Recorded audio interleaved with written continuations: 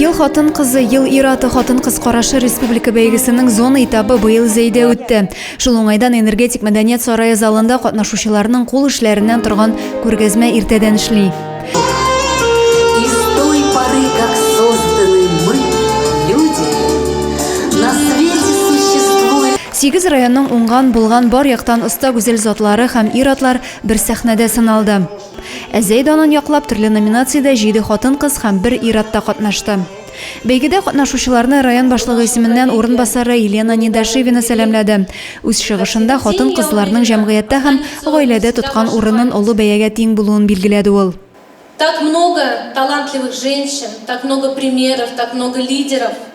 Здесь лучшие представители 8 районов. Я всем, конечно, желаю представить так себя, как вы хотели, чтобы все задуманное у вас получилось. Вы все огромные молодцы. Сегодня действительно очень красивый праздник. Праздник красивых, талантливых, смелых женщин.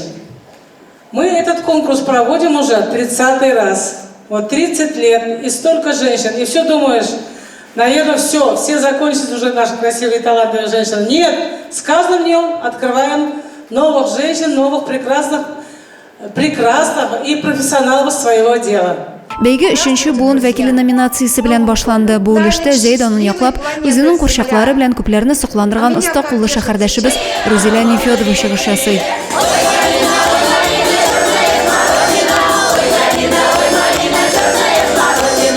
Акыллы хатын-кыз ныклы гаиләнең нигезе дигән фикердә ул.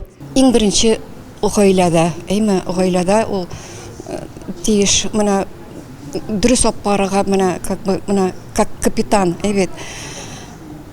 И балалар яратырга барсында, обязательно яратырга, гел яратам дип торырга, балаларны да, иреңне дә, бүтән аналарыңны, туганнарыңны жәлләмәскә матур сүзләр. Конкурсантлар бер-бер артлы сәхнәгә күтәрелеп үзләренең тормыш юлы белән таныштырдылар. Яраткан эшләре, ирешкән уңыш казанышлары хакында горурланып сөйләделәр. Алар һәркайсы жюри алдында үзләренең сәләтләрен күрсәтте. Кемдер өздереп җырлап, кайсы биеп, шигырь сөйләп тамашачыны сокландырды. Аш-суга, кул эшләренә осталыкларын да таләпчән жюри бәяләде. Адилә Бирханова, Юлия Казамарова, Зәй хәбәрләре.